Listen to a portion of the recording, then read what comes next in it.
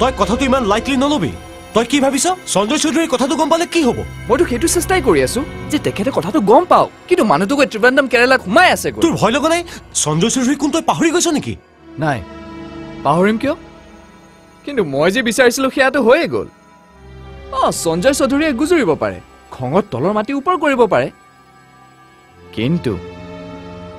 এতিয়া আৰু স্মিতাক মোৰ পৰা কোনো আঁতৰ কৰিব নোৱাৰে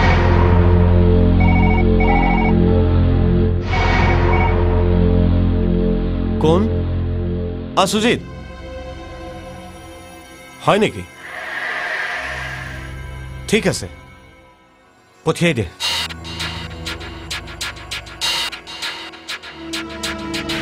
তাৰ মানে ডিব্ৰুগড়ৰ পৰা ৰাজ আহিব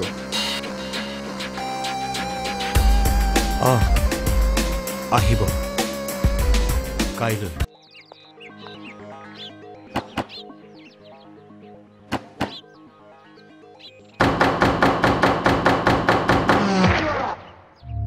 আপুনি মানে তুমি নমস্কাৰ মোৰ নাম শ্ৰী ৰাজদীপ চলিহা ৰাজদীপ চলিহা মানে ডিব্ৰুগড় ৰাজ হয় মই স্মিতাক লগ কৰিবলৈ ইয়ালৈ আহিছো তেন্তে তুমি তোমাৰ কইনা চাবলৈ আহিছা পিছে এটা কথা হ'ল নহয় তুমি জানো তেওঁক আগতে লগ পাইছা কাক স্মিতাক কি লৰাহে তুমি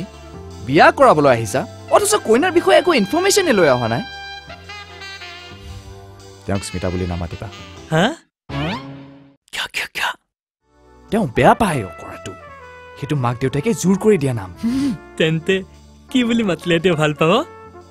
তেওঁক জিনা বুলি মাতিবা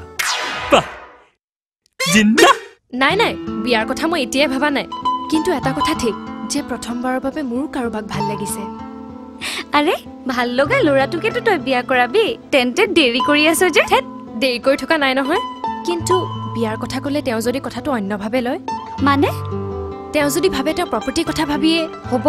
তোৰো যে কথা আৰু তহঁতৰ অৱস্থাৰ কথা ৰাজে কি নাজানে নেকি মই সঁচাকৈ কিবা নাজানো নেকি জিনা আৰে নাম লওঁতে হাজিৰ হলা যে আমি ইয়াত আছো বুলি কেনেকে গম পালা ভাল লগাজনক জানো বিচাৰি ফুৰিব লাগে বাৰু বাদ দিয়া মই চিনাকি কৰি দিছো এয়া মোৰ বন্ধু ৰাজদীপ চলিহা তেওঁৰ উপাধি ঘৰ ডিব্ৰুগড়ত আৰু দীপ কোন দীপ আৰে এতিয়াৰ পৰা তুমিয়ে দীপ কাৰণ দুটা মানুহৰ একেটা নাম থাকিলে পিছত প্ৰব্লেম হোৱাৰ চান্স থাকে ৱেল এনিৱেজ দীপ এয়া স্মিতা আৰু এওঁৱে জিনা হাই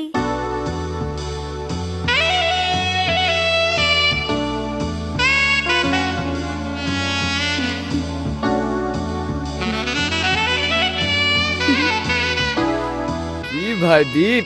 চিনাৰ পৰা চকু আঁতৰাবই নোৱাৰা হলা বহা বহা আপুনি কিবা কামত আহিছে বহুত ডাঙৰ কাম এটা আছিল কিন্তু কামটো হৈয়ে গ'ল মইতো তোমাক চাবলৈহে আহিছিলো জিন্না কৈছো ৰবা আগতে কিবা এটা খোৱা যাও ৱেইটাৰ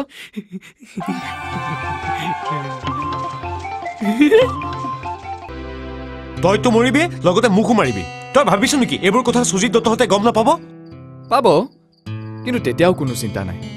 কাৰণ এতিয়া স্মিতাক মোৰ পৰা কোনেও আঁতৰ কৰিব নোৱাৰে কাৰণ তেওঁলোকে এতিয়াও তোক সুজিত দত্তৰ খোল খালি বুলিয়ে ভাবি আছে কিন্তু যিদিনা জানিব যে তই কোম্পানীত চাকৰি কৰা ৬,০০০ টকীয়া এটা মামুলি ক্লাৰ্ক সেইদিনা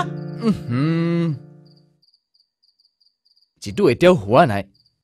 সেইটো কথা ভাবি মন বেয়া কৰিব নাপায় এতিয়া তুমিও শুৱা আৰু মোকো শুই শুই সপোন দেখিবলৈ দিয়া প্ৰিয়াৰ সপোন